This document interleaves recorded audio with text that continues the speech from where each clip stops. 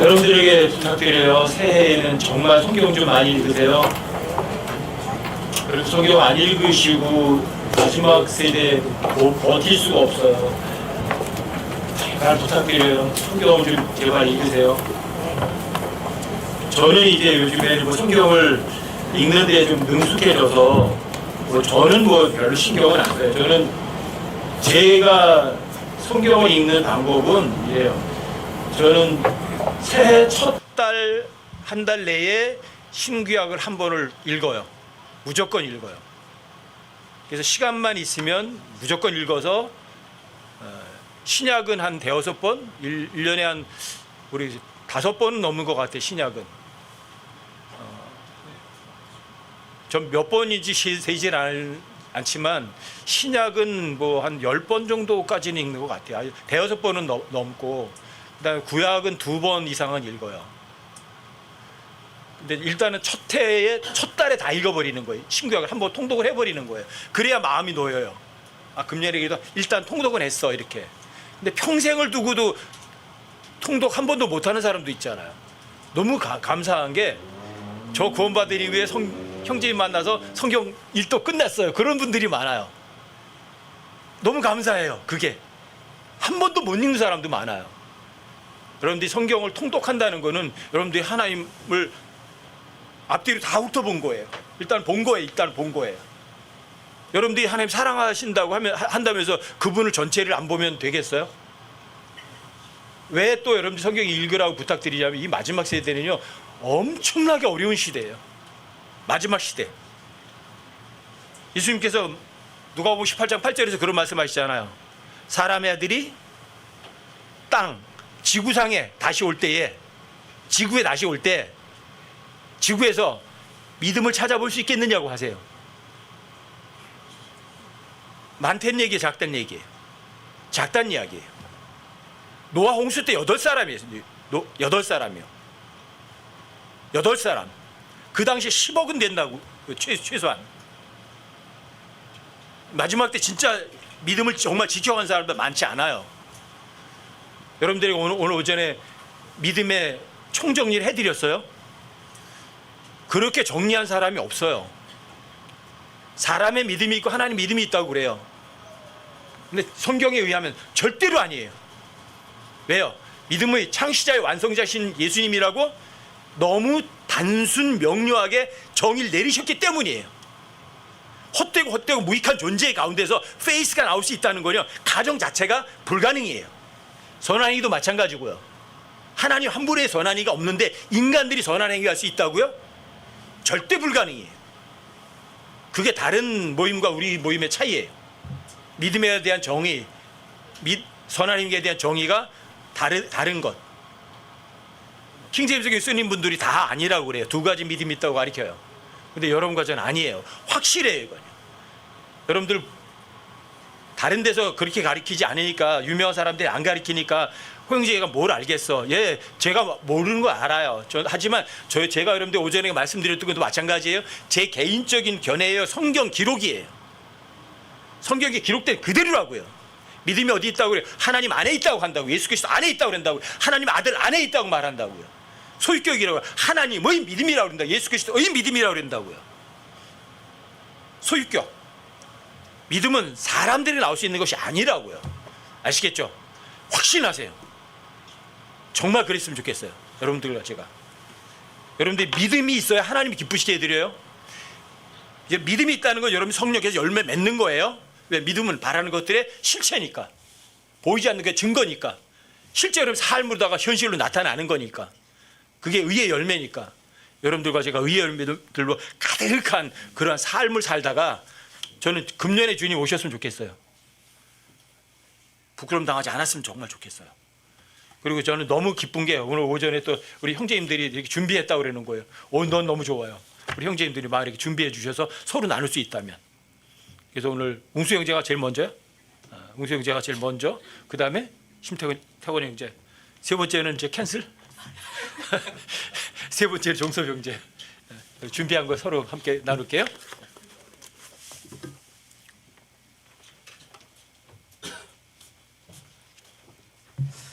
안녕하세요. 또 앞에 섰습니다.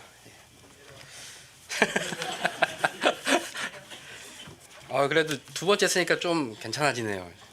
첫 번째 준비했을 때 한 6개나 빼먹고 했더라고요. 그래서 이번에 좀 다시 해보려고 준비를 했고, 저 혼자 하는 게 아니라 형제들과 같이 해보려고 제 시간에 맞춰서 오늘 다 준비를 했습니다.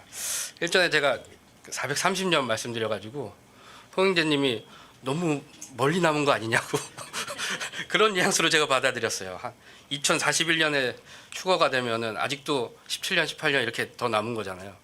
근데 얼마 전에 크리스마스가 지나면서 많은 그 목사님들이 설교를 하더라고요. 과연 크리스마스 예수님이 언제 탄생을 하셨을까? 근데 헤로드 왕이 예수님을 태어나고 아기 때 다 죽이라고 2살 이하의 어린 아이들을 다 죽이라 그랬잖아요. 근데 헤롯 왕이 기원전 4년에 죽었더라고요. 그러면 4년의 오차가 있잖아요. 그럼 2살 이하면은 또 2년의 오차가 또 생기는 거고. 그러면 2041년이 아니라 6을 빼면 2035년이에요. 그럼 거기에다가 7년 환란이 있을 거예요. 그럼 또 7년을 빼면 2028년이에요. 그런데 또 거기에다가 제가 모르는 오류가 또 있을 수도 있어요.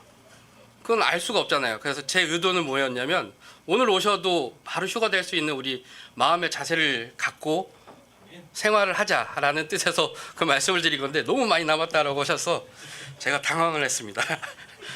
그래서 오늘의 주제는 오전에도 좀 놀랐는데 믿음에 관해서 또 총정리를 해주셨는데, 왜 이 믿음이, 우리는 믿는다고 알고 있는데 왜 자기 자신을 속이면서 믿는 걸로 착각을 할까에 대한 고민을 굉장히 오래 했어요. 난 믿는 걸로 알고 있는데 사실 내 생활을 보면 전혀 믿는 사람처럼 행동하지 않는 제 자신을 많이 바라봤기 때문에 어떤 것에서 오류가 생겼을까를 고민을 하는데, 일전에 내셔널 지오그래픽이라는 그 드라마, 다큐멘터리 이런 것 속에서 엘리베이터 실험을 한 영상이 있더라고요. 그 실험을 보면 보통 엘리베이터를 타면은 우리가 어떻게 해서죠? 누르고 다시 돌아와서 문 쪽을 바라보고 몇 층을 누르고 그러고 기다리고 있거든요. 근데 실험을 했어요. 한 명이 탔는데 모든 한 4-5명의 사람들이 뒤를 바라봤어요. 그럼 사람들이 어떻게 했을까요? 들어와서 자기 가는 층을 누르고 주위를 이렇게 살피더니 천천히 뒤로 돌아요. 이상하죠? 근데 한 사람만 그랬을까요? 다음 사람도 그렇고 심지어 2명이 탔는데도 주위의 눈치를 보면서 똑같은 방향을 바라보더라고요.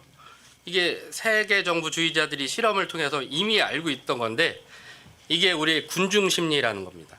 이 군중 심리를 통해서 사람들의 마음을 속일 수가 있겠더라고요.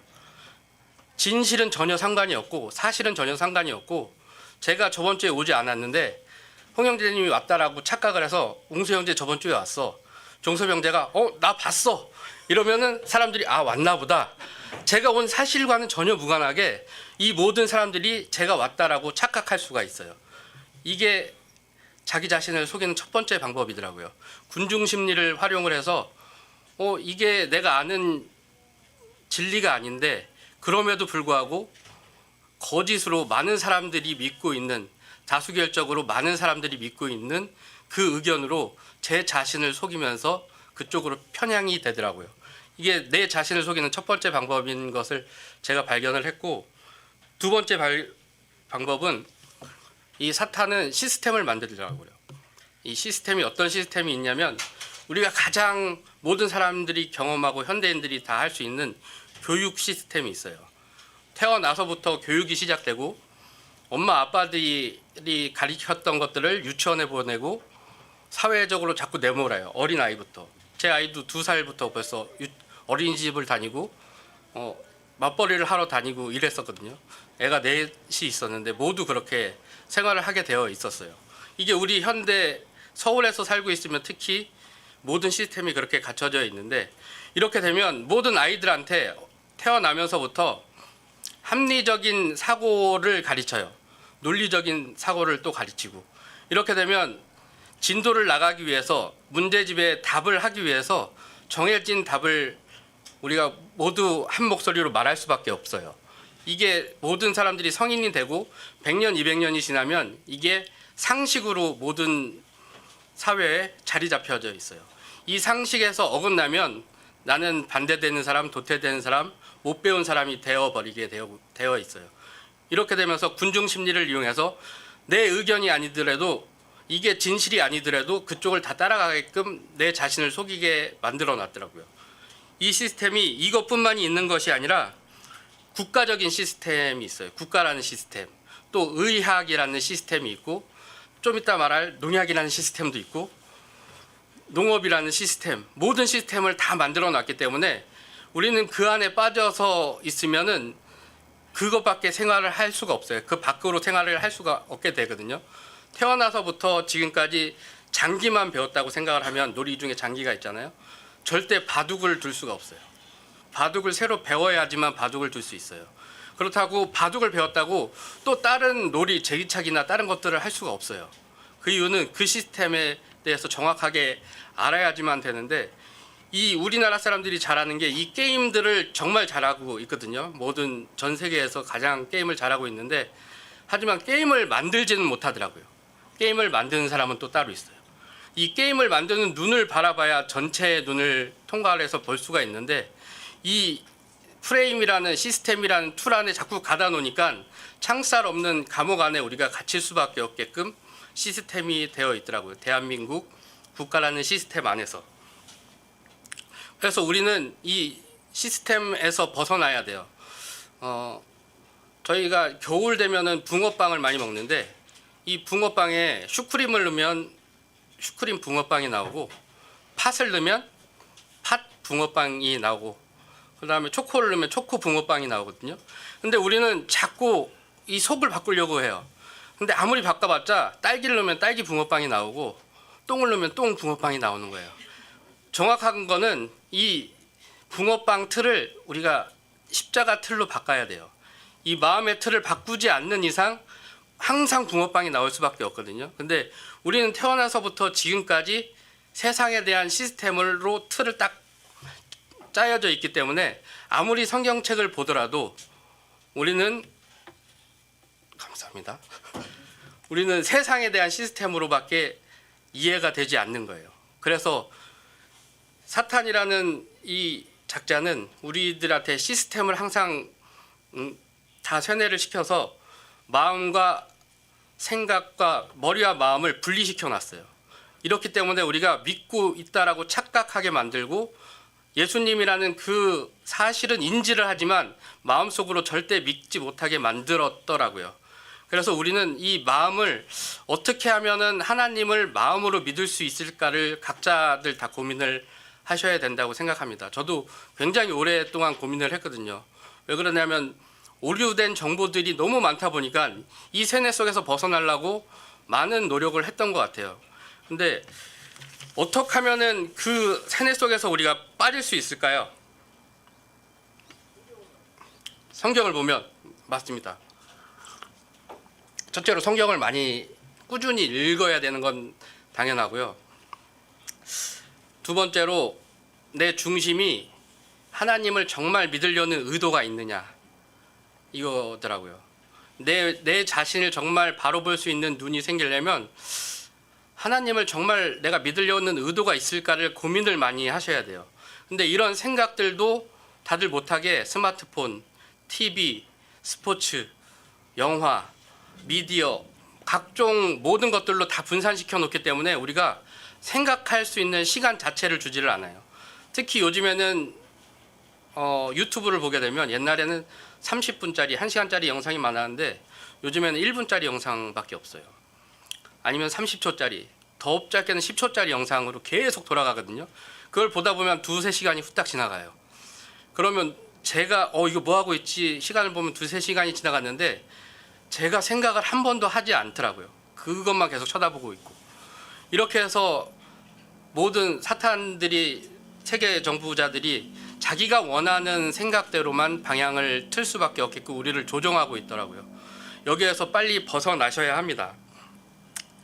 그렇게 되려면 우리가 마음을 하나님께 먼저 향해야 되는데, 이게 굉장히 힘들어요. 우리 마음을 하나님한테 고정시킨다는 게 어떻게 해야 되는지 방법을 모르겠더라고요. 저도 어떻게 해야 하나님을 바라볼 수 있을까 고민을 많이 했는데, 만약에 그 고민이 시작되었다면은 그때부터 하나님이 일을 하시기 시작하더라고요.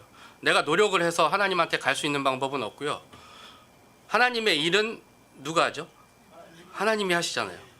제가 이것도 홍영진님 만나서 처음 알게 된 개념인데, 일은 교회에서 제가 하는 줄 알았거든요.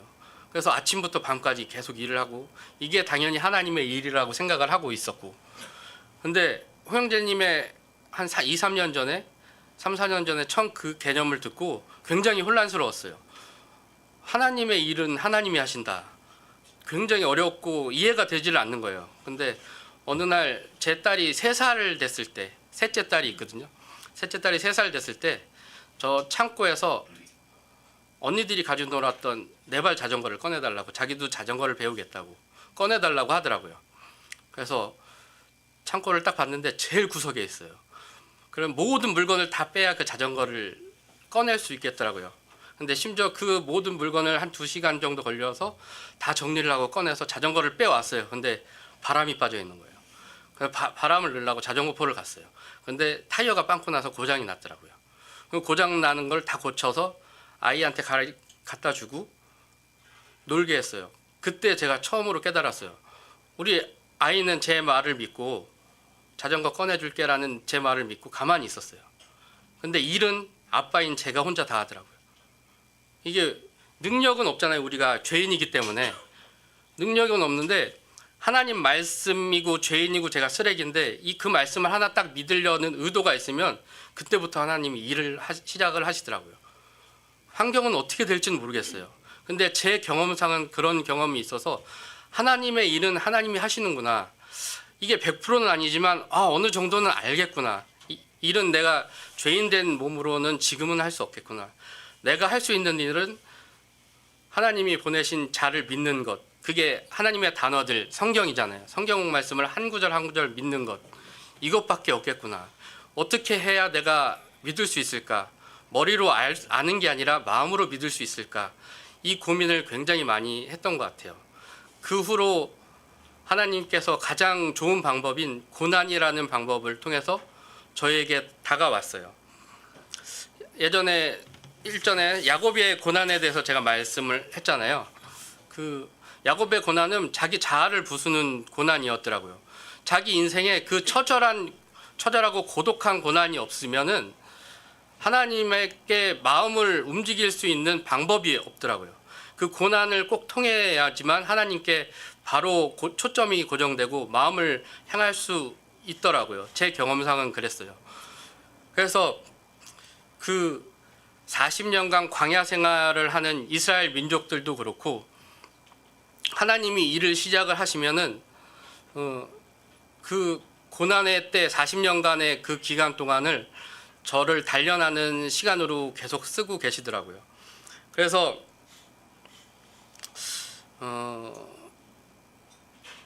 예레미야 2장 2절 한번 찾아볼게요.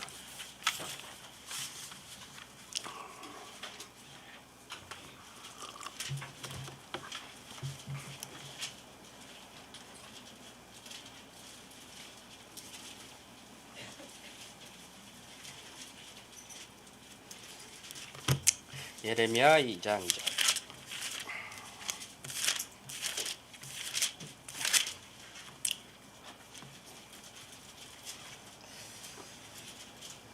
가서 예루살렘의 귀에 외치며 말할지니라. 주가 이같이 말하노라. 내가 너희를 기억하며 내 젊은 시절의 친절과 내 정혼한 때의 사랑을 기억하노니, 그때에는 내가 씨 뿌리지 않는 땅 곧 광야에서 나를 따랐느니라. 하나님께서 어떻게 말하고 계시나요? 이 씨 뿌리지 않는 땅 광야에서 나를 따랐다고 정혼의 때와 같다라고 말씀을 하시거든요. 정혼의 때가 신혼의 때와 비슷하죠. 결혼하고 처음이, 결혼하신 분들은 아시겠지만 굉장히 행복하고 즐겁고 상대방만 생각하고 설레인 시간이었던 것 같은데 하나님은 예루살렘 이스라엘 민족들이 그렇게 생각을 하고 계시더라고요. 근데 우리가 아는 지식 속에서는 이스라엘 민족이 정말 하나님만 따랐나요? 그때 광야 때? 조금 있으면 불평하고 불만하고 이집트를 그리워하고 애굽을 그리워하고 기존에 먹던 거를 그리워하고 금송아지 섬기고 다른 우상을 만들고 하나님만 반대하고 이랬는데 하나님은 그때를 신혼의 때와 같다라고 표현을 하시더라고요. 그 이유는 제가 생각했을 때는 그래요. 아무리 불평불만은 했어도 하나님이 가자 그랬으면 갔고 서라 그랬으면 섰어요. 하나님의 말을 무조건 믿었던 거죠. 안 그러면 광야에서 자기가 죽었으니까. 그 무리에서 도태되면은 구름 기둥하고 불 기둥으로 하나님이 인도를 하셨을 때 거기에서 안 가면 자기는 죽는 걸 알고 있고 하나님을 마음으로 믿을 수밖에 없는 구조 시스템이었거든요. 그것을 굉장히 하나님께서는 기뻐하시더라고요. 우리도 불평분만 항상 죄를 짓지만 하나님을 항상 믿는 그런 믿음이 있는 것들을 하나님께서 참 좋아하실 것 같아요. 머리로 아는 게 아니라 정말 마음으로 믿는 믿음, 그게 무엇일까? 한번 정리를 해보면 이 세상이 사탄에 의해서 온 세상을 속이는 자 사탄에 의해서 세상이 모두 속이고 있는데 그 중에서 내가 내 자신을 가장 많이 속이고 있더라고요. 그 첫 번째 이유가 군중 심리를 통해서 우리를 많이 속이고 있고 그 이유는 군중 심리라 함은 처음에 바벨 운동하고도 또 똑같아요. 우리끼리 다시는 노아의 홍수 같은 재앙이 왔을 때도 우리끼리 살아남자, 하나님을 대적하자, 우리끼리 힘을 모아서 탑을 쌓자, 벽돌을 굽자 이런 마음이거든요. 이 군중 심리를 이용하고 또한 교육이라는 시스템으로 우리의 많은 생각의 틀을 가둬버렸어요. 그래서 머리로 아는 것과 마음으로 믿는 것들을 분리시켜 놨고 국가, 의학 시스템, 수많은 시스템, 교회 시스템, 종교 시스템, 믿음의 시스템을 통해서 우리가 정말로 하나님을 바르게 믿는 방법을 하지 못하게끔 만들었거든요. 그래서 우리는 어떻게 해야 하냐면 정말 내 마음속에 믿으려는 의도가 있느냐, 하나님을. 나 자신을 다시 한번 바라봐야 되고 그 의도가 있으면 하나님께서 고난이라는 축복을 선물을 해주십니다. 그렇게 되면은 하나님께서 반드시 일을 하셔서 하나님 원하는 방향대로 끌고 가실 것을 본인의 경험을 통해서 만날 수 있을 것 같습니다. 지금 제가 말씀드렸던 이 모든 경험들이 틀릴 수도 있어요. 잘못될 수도 있고 하지만 맞을 수도 있고 또 옳을 수도 있고 제가 오늘 말씀드린 이유는 딱 하나예요. 이 하나님을 제가 만났던 것처럼 여러분들도 개개인이 1대1로 만나셔야 해요. 왜 그러면 자기의 삶들이 다 틀리거든요. 믿음의 분량도 다 틀리고 그렇기 때문에 자기의 처절한 그 고독한 고난의 시간 속에서 하나님을 1대1로 대면했을 때 내가 어떻게 해야 믿음이 커지고 하나님을 정말로 마음으로 믿을 수 있는지를 본인들 삶에서 꼭 경험하는 저희들이 됐으면 좋겠습니다. 아멘.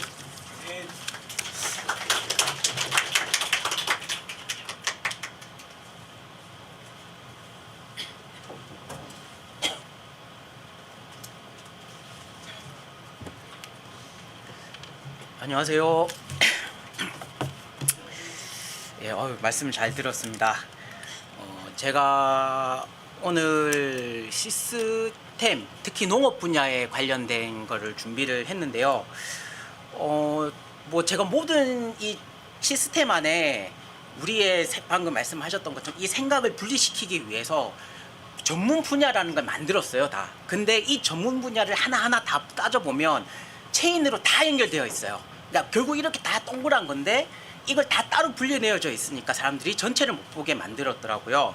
근데 여기서 이거를 딱 깨닫게 하는 거는 이 전문 단어 장난이거든요, 결국은. 근데 이 단어를 정확하게 보려면 그 단어를 쪼개서 보면 돼요. 그러면 그게 정확한 뜻이 나오거든요. 그러니까 그 단어의 장난에 휘둘리지 않는 방법이에요. 그게. 그래서 제가 오늘 준비한 말씀은 제가 여기서 일을 하면서 하나님 혹은 신의 존재를 다시 확인하게 된 것들과, 그리고 이 농업 분야에서 농사를 많이 지으신 분들도 많이 속고들 계시더라고요. 예, 그런 부분들에 대해서 나누고자 합니다. 이 농업도 이게 단어 장난을 많이 해놨어요. 그러니까 제가 최대한 쉽게 듣기에 좀 헛갈리지 않게 나름 준비를 했으니까 마음 편하게 들으시면 될 것 같습니다.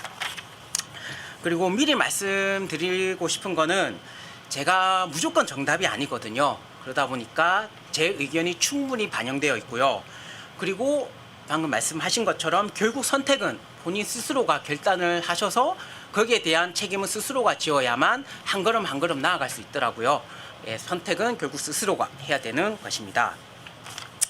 예, 농사라는 건 우리가 참 밀접한 관련이 있죠. 우리가 대부분의 먹거리가 사실 농업에서 시작을 하니까요. 근데 농사를 조금이라도 지으신 분들은, 텃밭을 조금이라도 하신 분들은 많이들 들어보셨을 거예요. 결국은 땅 싸움이라고.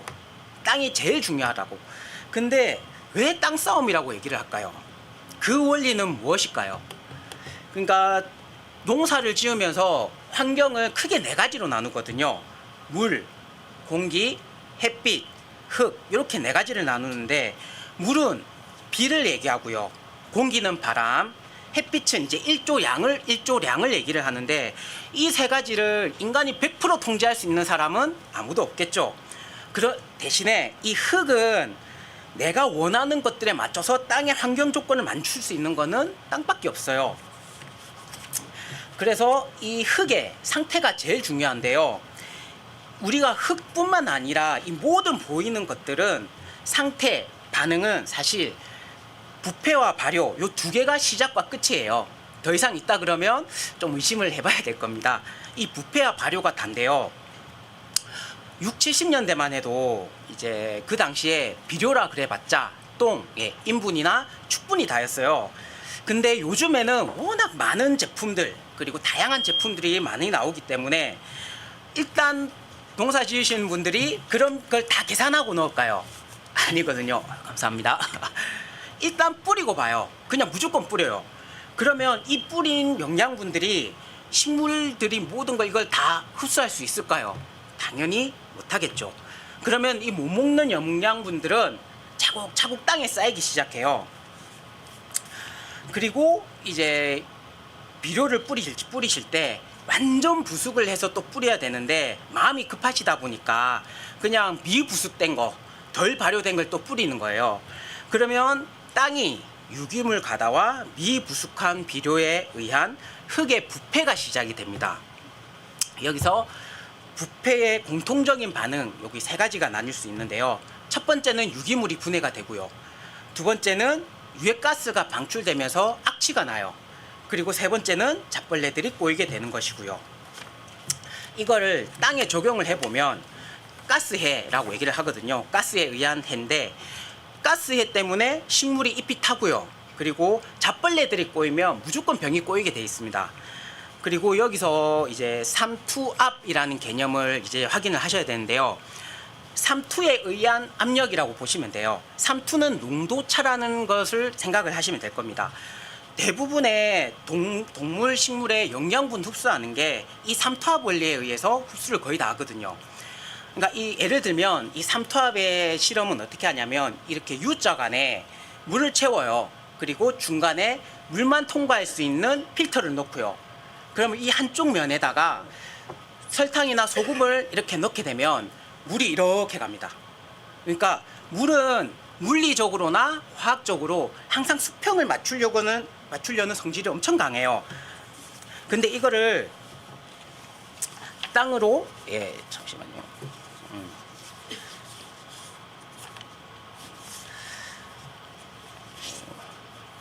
어디 갔나?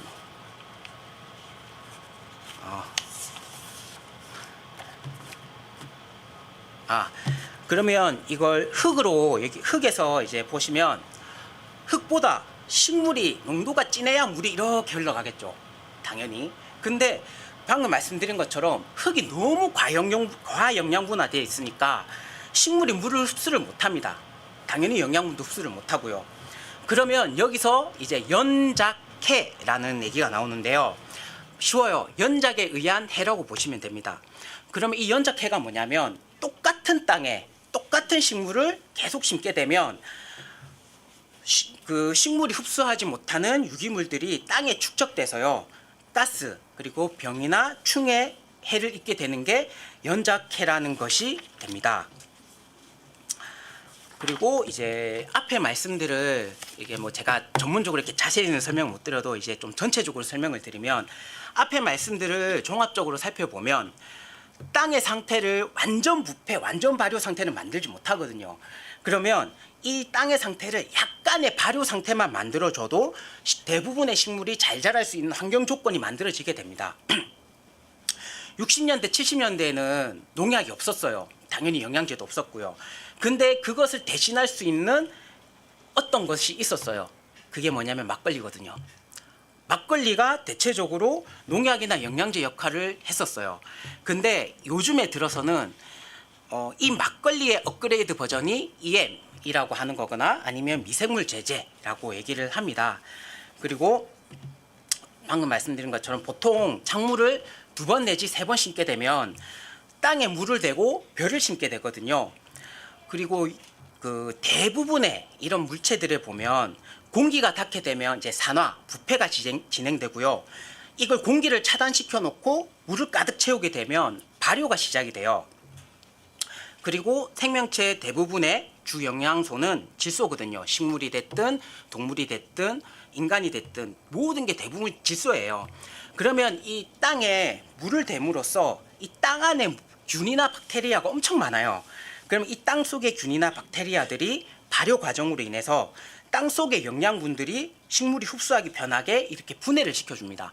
그러니까 우리가 만약 어떤 음식을 먹으면 자작을 많이 하라고 하잖아요. 씹는 게. 그게 왜 그러냐면 덩어리가 크면 당연히 흡수가 안 되겠죠.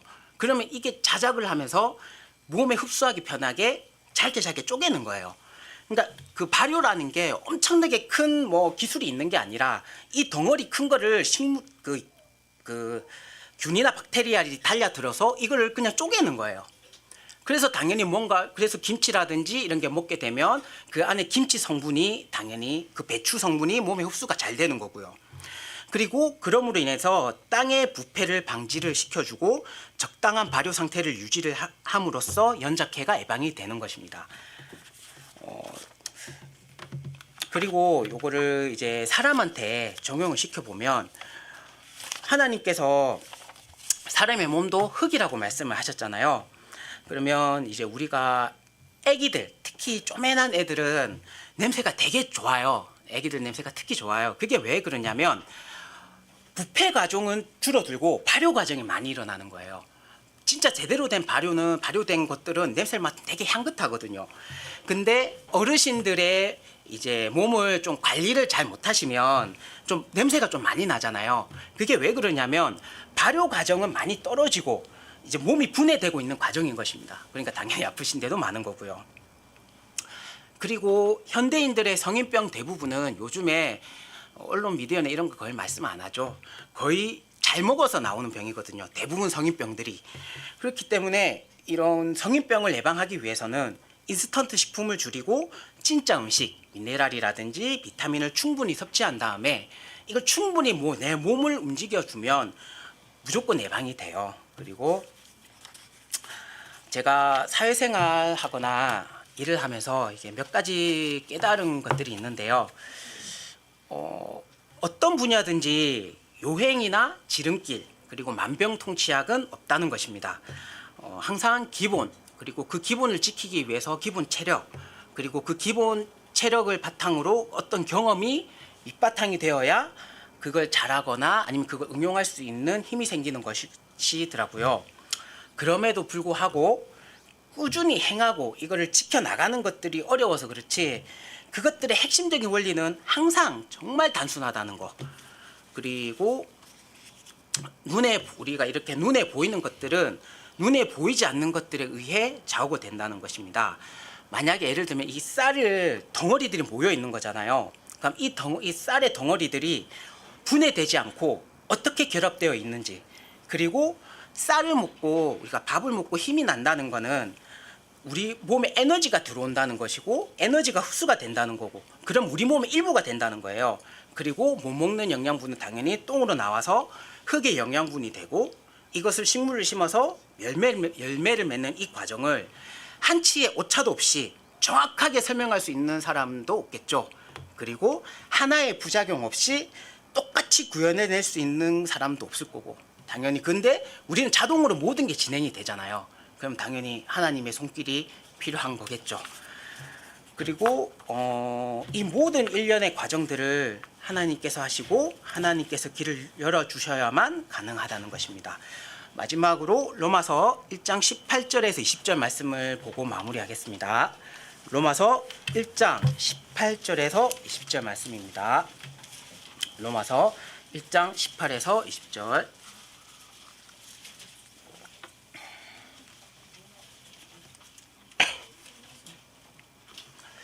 예, 그러면 읽겠습니다.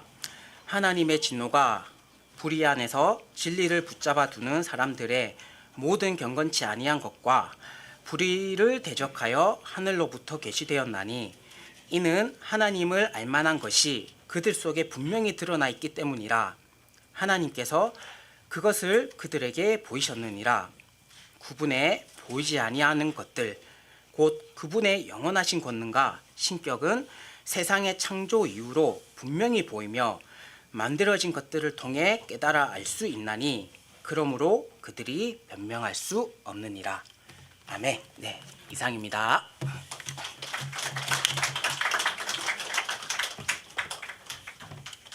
형제님이 저 EM을 만들고 있거든요. 이게 농업 시스템 이거 좀 잘 좀 설명해 주시면 간단한데, 이제 EM은 Effective Microorganism이라서 유용한 미생물군을 말을 해요. 근데 미생물이 두 개가 있거든요. 부패시키는 균이 있고 발효균이 있어요. 부패균은 썩게 만드는 거고요. 발효균은 향긋한 냄새가 나요. 부패균은 악취가 나요. 발효균은 향긋한 냄새가 나요. 이게 농업 시스템에 이게 적용이 되면 굉장히 많은 거를 이렇게 생산하게 돼 있거든요. 그래서 이 땅에 부패균이 많으면 악취가 나서 땅이 썩어버려요. 근데 발효균이 많으면, 이 발효균이 많으면 얘네들이 아까도 얘기했듯이 이제 발효균은 어떻게 하냐면 자기 몸을 분해시켜줘요. 잘게 만들어서 식물이 잘 먹을 수 있도록 잘게 나눠줘요. 근데 부패균은 자기만 챙겨요. 주변 거를, 영양분을. 자기 몸뚱이 커져요. 그러니까 식물이 먹을 수가 없어요. 자기만 챙기니까, 이 부패균이. 그러니까 얘네들이 뭐 먹고 싶으면 못 먹어요. 식물이 못 자라요. 근데 발효균은 자기 몸을 잘게 쪼개서 얘네들이 잘 섭취하게 해주니까 식물이 잘 자라요. 부패균, 발효균의 차이예요. 근데 그래서 EM이 이제 발효균을 많이 만들어서 땅을 많이 주는 거거든요. 여러분 몸도 땅이잖아요. 이걸 우리에게 영적으로도 적용할 수도 있어요. 부패균은 뭐냐면 자기만 챙겨요. 자기 덩치만 키워요. 주변 사람들은 다 굶어 죽어요. 근데 이 발효균은 자기를 나눠요. 자기 희생을 해요. 다 먹을 수 있도록 줘버려요. 주변에서 커져요. 이게 농업 시스템의 엉망진창이 된 이유예요. 그래서 과영양화가 되면 부패균이 많아지는 거거든요. 근데 과영양화가 되면 자기밖에 모르는 거거든요. 근데 발효균이 많으면 자기를 키우는 게 아니라 자기를 쪼개요. 자기 희생을 해서 주변을 먹여줘요. 이게 EM이에요. 이게 아마 천년왕국이 되면 농업 시스템이 아주 그렇게 바뀔 거예요. 예수님이 다시 오시면 이 이펙티브 마이크로 오르가니즘, 이 발효균들이 엄청나게 많아지겠죠. 그럼 낙원이 되는 거예요. 똑같아요. 여러분과 제가 자기밖에 모르고 나만 챙기려 하면 부패균이에요. 악취가 나요. 근데 여러분들이 하나님의 말씀 믿으면 주려고 하는 거잖아요. 나 희생을 하려고 그러는 거잖아요. 그러면 영양소를 나눠주면서 향긋하겠죠. 여러분들의 삶이 어떤 삶이냐는 거죠. 이 농업 시스템에도 이게 적용이 가능해요. 자, 유효한 발효균처럼 살 거냐, 취가 나는 부패균처럼 살 거냐. 여러분들의 저 삶에 직접 또 적용이 되는 거예요. 영적인 부분에서 조금만 좀 이렇게 정리 좀 해주시면 근데 그냥 다른 것만 얘기를 해가지고 뭐 기술적인 얘기를 하니까 여러분들이 좀 혼란할 것 같아서 제가 좀 정리 좀 해드린 거. 왜 제가 EM을 여기서도 우리도 만들었었잖아요. 옛날에 한 15년 전에 20년 전에 다 나눠주고 그랬잖아요. 그때 제가 이제 EM에 대해서 확실하게 이해하고 공부하게 됐거든요. 그래서 천연화학 때 바로 이 EM 발효균들이 시천에 많이 깔려서 엄청난 생산량을 늘리겠구나. 이제 그때 그런 생각을 했었던 거거든요. 농업 시스템이 붕괴예요 지금은. 아시겠죠? 그 다음에 누구요? 종섭이? 여러분들 이제 집에 다 갔어. 이제 2시간 할 거예요. 준비되셨나요? 2박 3일 동안 방방 뛰면서 네? 부흥회 경험 있으신 분들 많으시죠? 불러 네. 기획은 아니고 웅수 형제님은 예전에 한 가지 일을 한 11년을 하셨어요. 아주 오래 하면서 월 7천? 월 7천도 벌어 봤죠? 네? 많이 벌 때는 월 7천도 벌어 봤는데 보험을 오래 했어요. 그러면서 사람들을 얼마나 속이는지 그 시스템 속에서 살면서 그때는 몰랐는데 지나고 나니까 이제 속였다. 그런 시스템이 속이는데 태권 형제님은 이 농사 쪽을 전공을 하셨어요.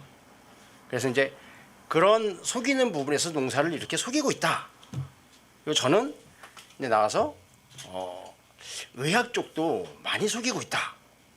이제 그런 부분을 해서 다 속이고 있다. 왠지 제 유튜브 방송하는 것 같죠? 세상이 속이는 것들. 예, 제 유튜브 방송 살짝 PR 좀 하고요. 예, 그래서 이제 어쨌든 이렇게 웅수 형제 처음 하고 그 다음에 태권 형제님, 예, 저도 이렇게 하는데 농사가 안 되는 이유가 똑같아요. 우리 몸도 농사도 흙에다 하는 거고요. 우리도 흙에다가 우리 몸이 흙으로 됐잖아요. 돌아가는데 뭘로 돌아가요? 흙으로 돌아가는 거죠. 흙으로 돼 있는데 여기다가 안 좋은 걸 넣어요. 맨 처음에 먹었을 때는 되게 좋은 것 같아요. 아, 몸이 생기가 나. 똑같이 농작물도 비료를 주면 농작물이 커져. 잘 되는 것 같아. 그런데 계속하면 아까 뭐라고? 연작해. 예, 작작해? 예, 연작해. 예. 예. 예. 그렇게 우리 몸도 똑같이 맨 처음에 무언가를 먹으면 몸이 되게 좋아져요. 근데 계속해서 먹으면 망가져요. 그게 부패냐 발효냐 뭐 이런 거에 대한 문제이긴 하지만 그래서 제가 말씀드리려고 하는 건 우리 몸이 왜 아픈지, 그리고 통증은 좋은 건지 나쁜 건지, 그리고 중간에 좀 더 얘기를 하고 마지막 결론은 뭘까요? 그래서 성경을 읽어야 된다요. 네. 그래서 결론을 벌써 다 얘기했기 때문에 얼마나 얘기를 끌어갈지 모르겠어요. 어떻게 2시간 준비되셨죠? 네. 자, 네, 이제 예고편 들어간 거예요. 자, 우리 몸이 왜 아플까요? 왜 아플까요? 병들었으니까. 우리가 태어나서 병들고 늙고 죽는 거는 누가 주관하나요? 하나님이 주관하시죠. 그럼 병들었는데 병원 가서 많이 배운 사람들한테 얘기를 하면 그 사람들이 나를 낫게 해줄까요? 안 믿는 거죠. 뭐를? 하나님이 주관하시는 걸. 아유, 감사합니다. 아까 그거 아니죠?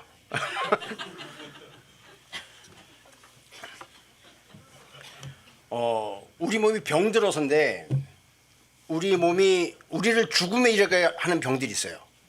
이런 건 우리 몸에서 생겨날까요? 바깥에서 들어오는 걸까요? 우리를 죽음에 이르게 하는 병들은 바깥에서 들어오는 병이 없어요. 다 내 몸에서 생기는 거예요. 내 몸에 피가 썩고 살이 썩어서 천천히 죽음에 이르는 거예요. 내 식습관, 생활 습관이 잘못되면서 이게 잘못되면 어떻게? 내 입맛에 맞는 걸로 내 몸에 쪽 당기는 거. 어린아이들이 갑자기 생각나는 어린아이들이 태어나서 맨날 엄마 젖만 먹어요. 엄마 젖만 먹다가 생각을 한번 해보세요. 밋밋한 엄마 젖만 먹다가 달콤한 사탕을 입에 딱 넣었어요. 그때의 그 짜릿함, 희열 얼마나 달까요? 그쵸? 그렇게 내 입에 땡기는 걸 내가 먹기 시작을 하면 내 몸이 망가지기 시작을 해요. 그래서 내 몸에 들어오지 말아야 될 내 장기가 망가지면서 내 몸에 들어오지 말아야 될 것들이 내 몸에 들어와요. 그러면 내 몸은 그거를 없애려고 무던히 노력을 해요.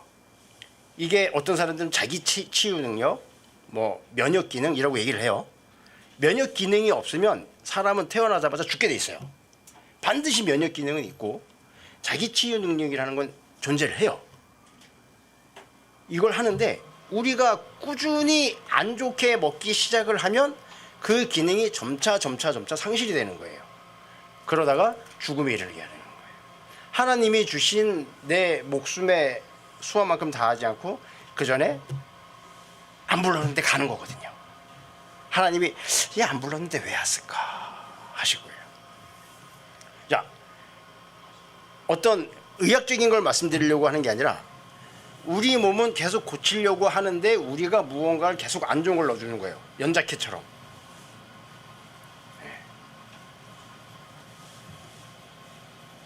왜 죽는다고요? 병 들어서. 병은 누가 만들었다고요? 내가 만들었어요. 자, 그러면 통증은 좋은 걸까요? 나쁜 걸까요?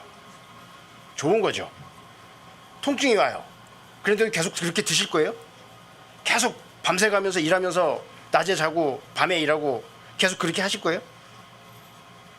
뭐 호르몬 얘기를 하려고 그러는 게 아니라 우리 몸은 일정한 패턴을 가지고 똑같이 움직여주면 안 아파져요. 그러면 아픈 거는 왜 올까요? 내 몸이 나를 고칠 때 오는 반응이 같이 수반되는 반응이 통증이에요. 그걸 약을 먹어서 콱 눌러버리면 내 몸이 나를 고칠 수 있을까요? 없을까요? 고치지 말라고 하는 거예요. 너무 아플 땐 드세요. 너무 아플 땐 드세요. 네.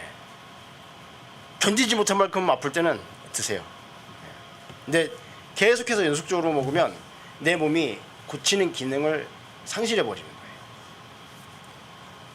컨닝 좀 할게요.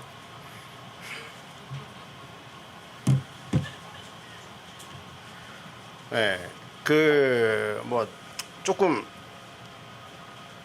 더 진행을 시키면 약 중에서 드셔야 되는 약이 있고 드시지 말아야 되는 약이 있어요. 약은 크게 두 가지로 나오거든요. 촉진제가 있고 억제제가 있어요.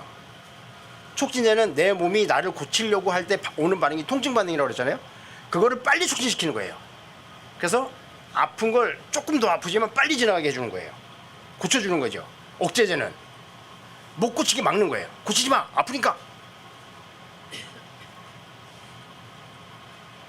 스테로이드 쪽이 그렇고 진통제나 이런 쪽이 다 그런 거예요. 해열제. 우리 몸은 안 좋은 게 들어오면 예를 들어서 혈액으로 들어왔어요. 그러면 이걸 고치기 위해서 백혈구가 일을 해야 되잖아요. 백혈구의 전투력을 높여주기 위해서 온도를 올려요. 몸의 온도를 1도 올라갈 때마다 15% 증가해요. 그래서 막 계속 증가하다가 42도가 되면 넘어가면 사람이 약간 이상해질 수 있어요. 그래서 뇌하 수치에서 더 이상 올리지 말고 딱 끊어주거든요. 그걸 약을 먹어서 끊어주면 내 몸이 그런 기능을 안 해버리는 거예요. 그래서 어린아이들한테 해열제를 먹이거나 진통제를 먹이거나, 저는 애가 없지만 생기면 꼭 할 거예요. 안 먹일 거예요. 이렇게 하여간 그 억제제랑 촉진제가 있는데 만약에 드실 거면 구분해서 드시면 돼요. 그보다 더 좋은 건 안 아프려면 어떻게 해야 되나요? 안 아프려면 어떻게 될까요?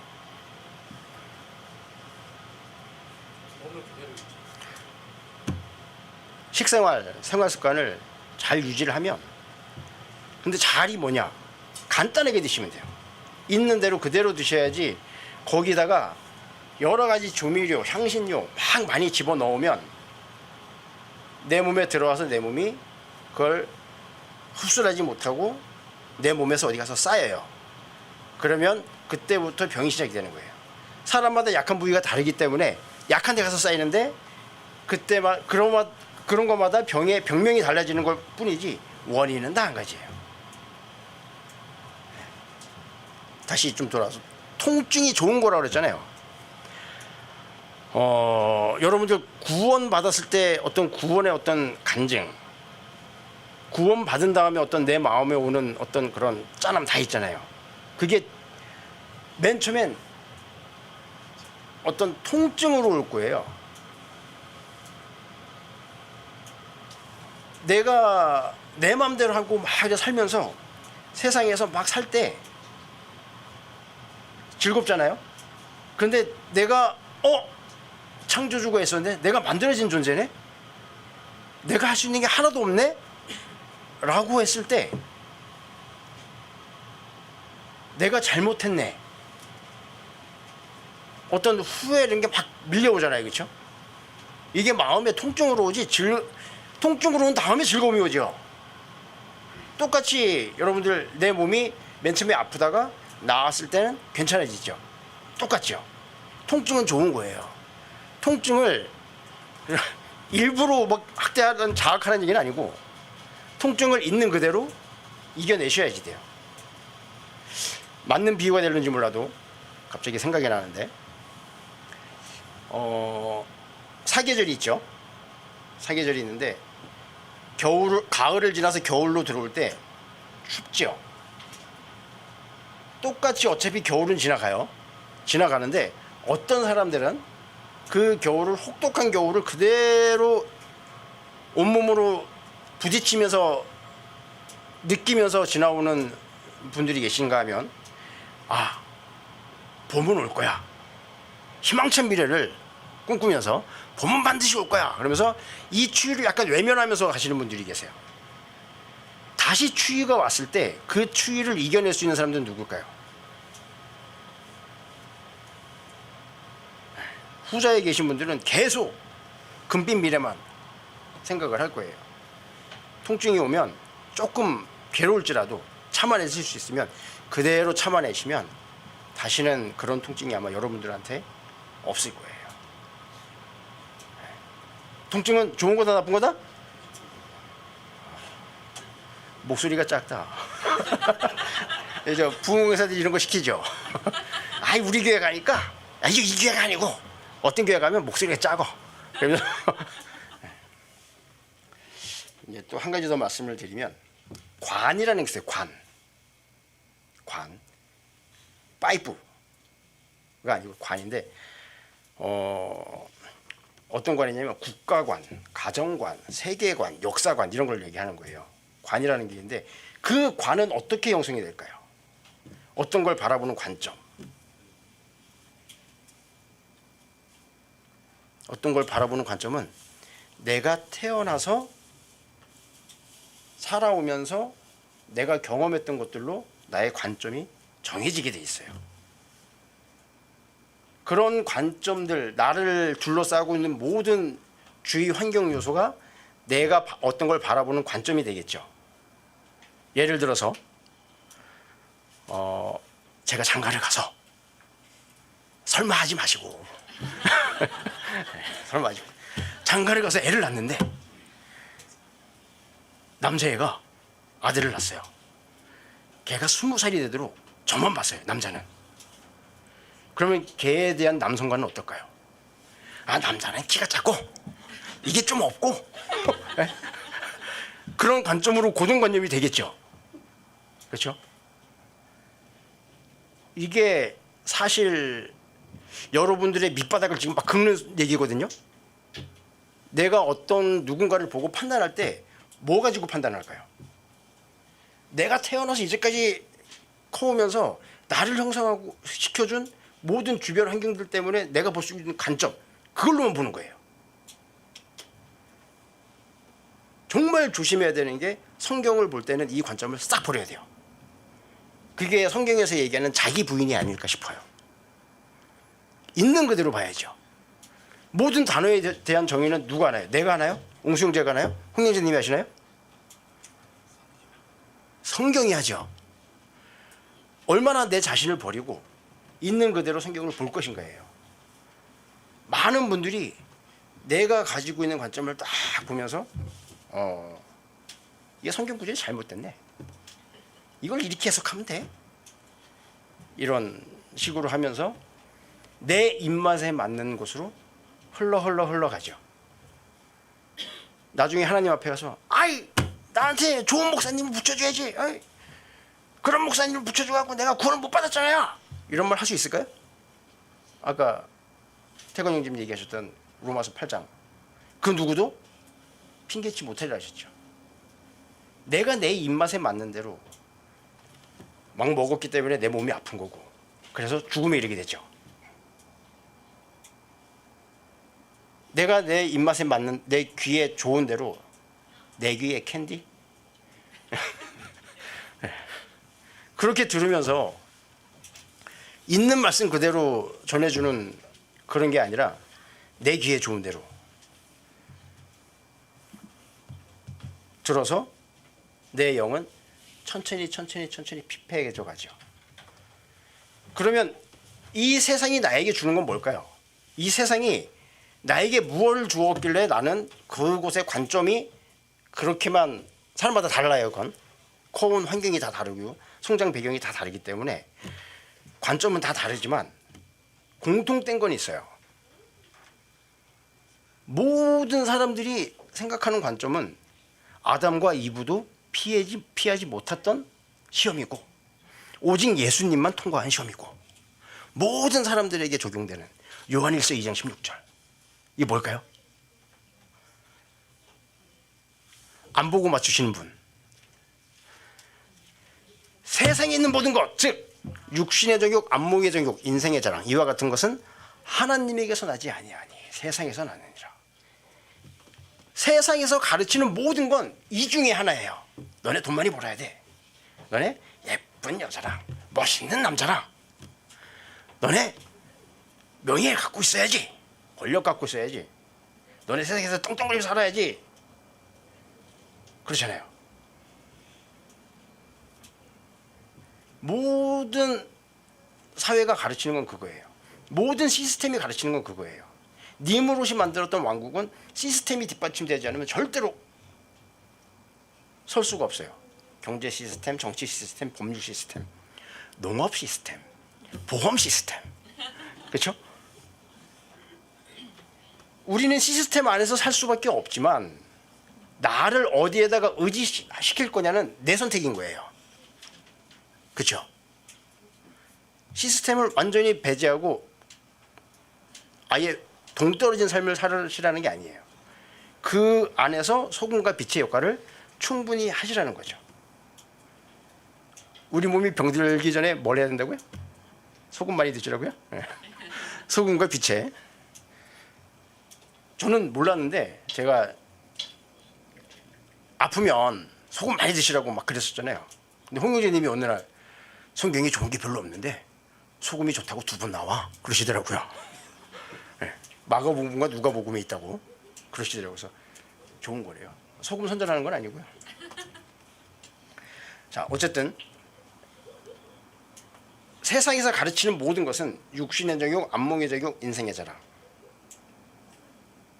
이브 할머니가 봤을 때 보암직도 하고 육신의 정욕이죠. 아니, 안목의 정욕이죠. 먹음직도 하고 육신의 정욕이고 지혜롭게 할 만큼 탐스럽게 다다르죠. 인생의 자랑이거든요. 못 이겨냈어요. 우리도 똑같아요. 이겨낼 수 없어요.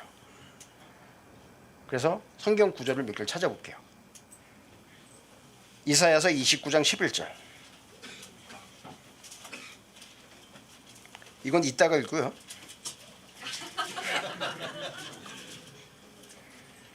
(30장 2절)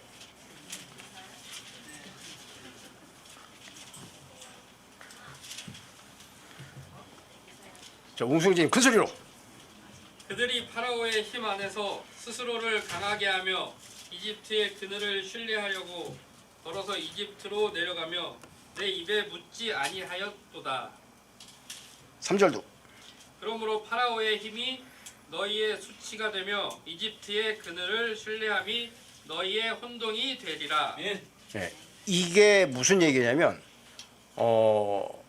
유다 왕국의 어떤 왕이 하나님을 잘 섬겼어요. 그러다가 누가 쳐들어온다고 그러니까 하나님한테 묻지 않고 이집트로 가서 얘네가 나 공격한대, 나 좀 도와줘, 이러려고 이제 물으려고 가는 게 그런 내용인데, 예. 이집트를 쉬려고. 이집트는 세상의 모형이잖아요. 파라오는. 그쵸? 난 아니에요. 3절에 뭐라 그래요? 파라오의 힘이 너희의 수치가 되며 이집트의 그늘을 신뢰함이 너희의 혼동이 되리라. 우리가 우리의 의지하는 바를 말씀에 두지 않고 세상에 두면 이렇게 돼요.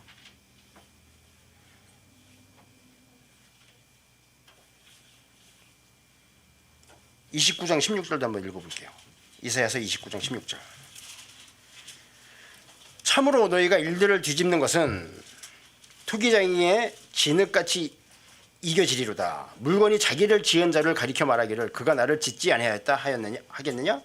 또 빚어진 물건이 자기를 빚은 자를 가리켜 말하기를 그는 지각이 없다 하겠느냐? 이게 무슨 얘기냐면 아까 어떤 관점에 대해서 말씀을 드렸잖아요. 이 세상을 지은 분이 누구신가요? 하나님이시죠. 한자의 물건 품자는 어떻게 생겼는지 아시죠? 입구자 3개예요. 입은 어떤 존재를 얘기를 하거든요. 삼위일체가 지은 게 이 세상 만상 모든 거라는 거예요. 그 모든 걸 지으신 분이 하나님이신데 내가 세상에서 습득한 어떤 지식, 지혜, 경험으로 말씀을 판단하려고 한다? 그럴 수 없다는 얘기죠. 네. 물건이 자기를 지은 자를 가리켜 말하기를 그가 나를 짓지 아니하였다 하겠느냐? 네. 세상에 있는 모든 것은 지으신 창조자가 계시죠.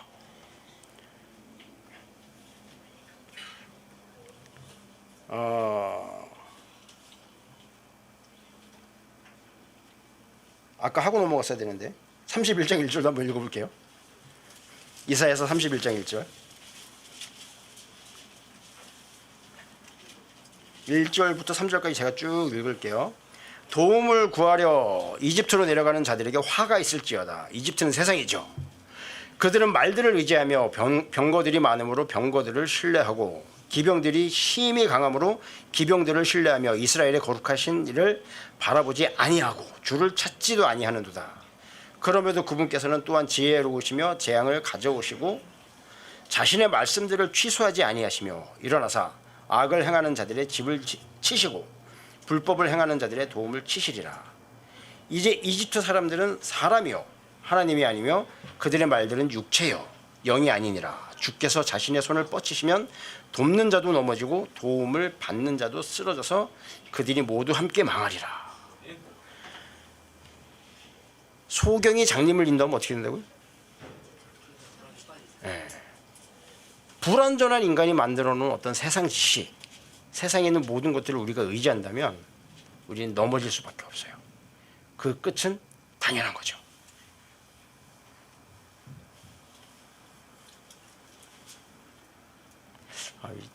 여러분들의 사랑스러운 눈빛이 너무 감사해서 아유 감사합니다. 아멘이 나왔습니다. 어쨌든 성경을 읽으셔야 돼요. 읽는데 내가 생각하는 어떤 관점으로 읽으시는 게 아니라 성경은 뭐라고 하시지? 여호수아에게 기브온 주민들이 출애굽을 해서 광야를 막 지나가서 이제 딱 가나안에 들어가잖아요.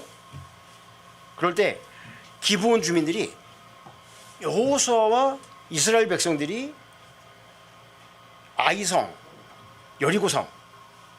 여리고성은 누가 무너뜨렸죠? 나는 안 그랬는데요. 이러시면 안 돼요. 그렇게 아이성, 여리고성 막 무너뜨린 얘기를 듣고 기브온 주민들이 우리도 죽겠구나. 그러고서 속여요. 옷을 낡은 옷을 입고 신발을 해진 신발을 신고 빵도 곰팡이가 있는 빵을 실어서 가서 보여주면서 우리 멀리서 왔는데 여기 사는 사람들이 아니고 멀리서 왔는데 우리랑 좀 이렇게 해서 우리가 종이 될 테니까 우리 공격하지 마. 우리 죽이지 마. 그래서 나무 패는 자와 물 깃는 자가들이 되거든요. 중간에 보면 성경이 이렇게 있어요. 저들이 죽게 묻지 아니하고 그래서 속는 거죠. 분명히 봤죠. 봤어. 근데 묻지 않았어요. 구약 시대에는 하나님이 직접 말씀하시고 이랬기 때문에 물으면 돼요. 지금은 하나님이 대답을 안 하세요. 우리가 아무리 불러도 대답을 안 해요. 왜? 하나님은 우리한테 귀 속에서 대고 얘기를 해주시거나 눈으로 보여주거나 하지 않아요. 지금은. 그럼 어떻게 하실까요? 베드로후서 1장 19절 1장 17절부터 19절 이게 뭐 얘기예요? 여러분 변화산 얘기하시죠. 변화산. 예수님이 제자들을 데리고 산에 올라가서 기도하실 때 다 자고 예수님이 기도하시는데 모세랑 엘리야가 내려와서 얘기하는 걸 제자들이 계속 봤어. 그걸 보고 나서 이제 한 얘기거든요. 우리가 그걸 보고 들었는데 베드로서 1장 19절 말씀 맨 처음에 뭐예요? 이보다 더 확실한 대언의 말씀이 우리에게 있다고 그래요. 뭐라고? 대언의 말씀이 있대요. 뭐? 말씀이 있대요. 지금 우리에게 말씀을 주셨어요. 그러면 우리가 궁금할 때 어딜 봐야 돼요? 말로만? 제가 이 얘기를 누구한테 제일 많이 들은 줄 알아요? 말로만? 홍경진님이 맨날 저한테 그래요. 말로만?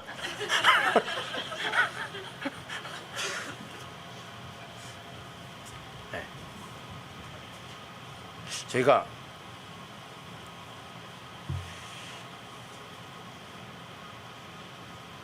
제가 까먹었어요.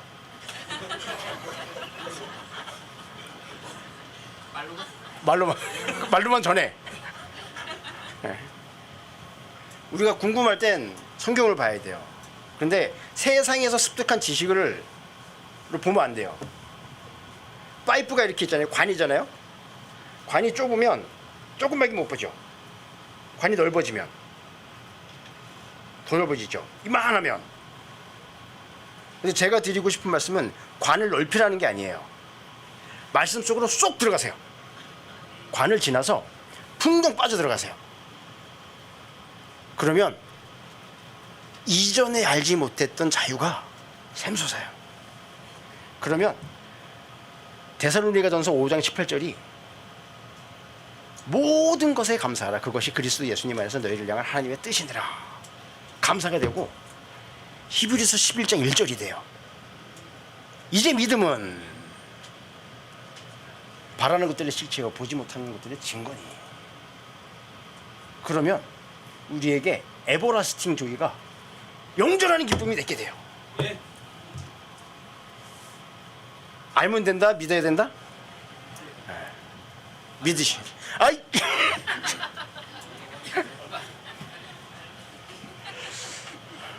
안 할게요. 말로만. 성경을 읽으시고 그렇게 읽으셔서 여러분들이 내가 이걸 믿는지 안 믿는지는 되게 간단해요. 내가 읽어서 믿으면 입증을 누가 할까요? 입증을 말씀이 하세요. 하나님이 직접 하시는 거더라고요. 나는 이걸 내가 하려고. 안 돼요. 우리는 안 돼요. 믿으면 하나님이 하세요. 그래서 생활의 접목이 돼야 돼요.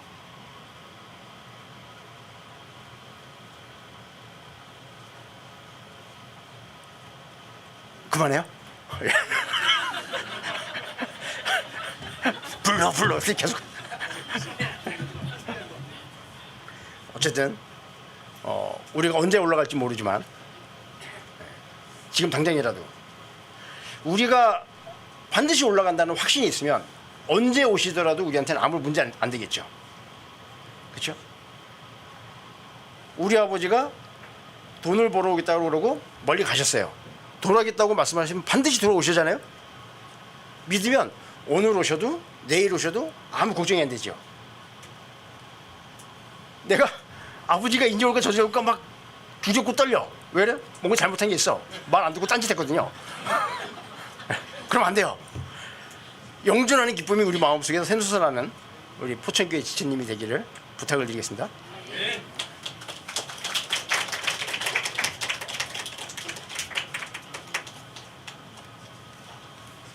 말로만 한 건 아니겠죠? 왜 죽어요? 병 걸려서 죽어요? 병 걸려 죽는 건 아니고요. 죄 때문에 죽어요. 죄를 치유하는 방법은 약이 있어요. 두 가지 약이. 구약과 신약이 있어요. 하나님 말씀 믿으면 여러분들이 죄도 치유하고 병도 다 치유해요. 진짜 건강법이 이게 온 세상이 속이는 거예요. 사회 시스템도 속이고 농업 시스템도 속이고 이런 교육 시스템도 속이고 건강 시스템도 다 속이는 거예요. 그럼 내 눈에 지혜롭게 되지 말지어다. 주를 두려워하고 그분의 명령을 지킬지어다. 이것이 너희에게 온전한 의무예요. 그리고 그것이 너희의 육체의 건강이 되고 뼈의 골수가 된대요. 그게 진짜 건강법이거든요. 그리고 건강법 입으로 들어가는 뭘 먹느냐는 아니에요. 두 번째 그런 거. 하나님의 말씀이에요. 드세요. 매일 드세요. 하나님의 말씀을요. 성경에서 항상 이런 얘기를 하죠. 성경에서 먹어라. 내가 생명의 빵이다. 마셔라. 내가 진짜 참된 음료다. 먹어라, 마셔라, 입어라. 내가 진짜 옷이다. 이거예요. 근데 여러분들이 먹을 거 있는데 안 먹어요. 진짜 음료에도 안 먹어요. 엉뚱한 거 먹어요. 속는 거예요, 여러분들이. 여러분들이 입으로 들어가는 그 음식보다도 하나님의 말씀을 훨씬 더 귀중하게 여기라고 욥도 얘기하잖아요. 매일 성경 읽으셔야 돼요. 왜 이렇게 지천에 하나님께서 성경을 깔아두시죠? 스마트폰에 얼마든지 여러분들이 깔아두셨죠. 왜 그러시죠? 그만큼 이 마지막 때는요, 믿음이 없어요. 믿음을 찾아볼 수가 없기 때문이에요. 아무도 핑계 못해요. 저희 어렸을 때는 쪽보금 하나 손에 쥐기도 어려웠다고요. 그때 오히려 사람들이 훨씬 더 마음이 깨끗했어요. 지금은 성경이 지천에 깔렸어요. 킹제임스 번역본도 엄청나게 많이 나와요. 뭐 전수 성경이니 무슨 성경이니 한국 번역 성경도 계속 나와요. 지금요. 왜요? 여러분들을 혼탁하게 만들려고 하는 거예요. 어떤 번역 성경이니가 아니에요. 여러분들이 앞에 있는 성경을 하나님과 동등한 권위로 믿고 읽으세요. 그게 개혁 성경이든 그게 뭐 권위역이든 근본역이든 무슨 역이든 그게 중요한 게 아니에요. 아시겠죠? 읽으세요. 그리고 진짜 건강 찾으세요. 속지 마세요. 생명의 빵이에요, 성경이. 생명의 음식이 물이에요. 이게 진짜 의로운 옷이에요. 입으셔요. 이게 진짜 망치예요, 망치. 이게 못이에요. 이게 빛이라고요. 문자적으로요, 문자적으로. 아시겠어요? 눈에 보이지 않는 빛이에요. 예수님은 참 빛이잖아요. 요한복음 1장 9절에도 말씀하시잖아요. 참 빛이 세상에 와서 온 세상을 다 비춘다고. 이런 빛이 아니라고요. 여러분들 영적인 마음속에 진짜 빛이라고요. 진짜 빛. 진짜 생명의 빵이라고요. 진짜 음료라고요. 안 먹고 안 마시겠어요? 그래서 여러분들에게 마지막 때가 될 소리 얘가 수도 없이 반복할 거예요. 제발 성경 읽으시라고. 그다음에 믿음에 관해서 뭐 일에 관해서 이것도 마찬가지예요. 제가 여러분들에게 수도 없이 반복할 거예요. 왜요? 반복 안 하면 여기 머리에 있는 게 마음에 절대로 안 새겨지거든요. 아, 홍영 제 실력이 없어서 맨날 한 얘기 또 하냐? 예, 괜찮아요. 저 실력 없는 거 맞아요.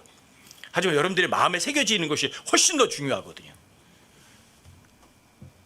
저한테 혼나고 저한테 부끄러움 당하고 주님 앞에 가서 칭찬 드리세요. 아시겠죠? 제발 부탁드려요. 제발 성경 읽으세요. 왜 죽어요? 죄 때문에.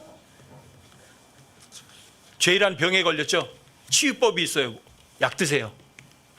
구약과 신약이라는 약을 드시며 이렇게 완벽하게 치유되셔서 이 세상에서 잠깐 사는 게 아니라 영원히 살아요. 안 죽고. 주님 모시는 그날까지 부지런히 하나님의 말씀 먹고 주님의 생명을 마시고 주님의 의복으로 깨끗하게 입어서 주님 모셨을 때 칭찬 듣는 여러분과 제가 되기를 정말 부탁드립니다.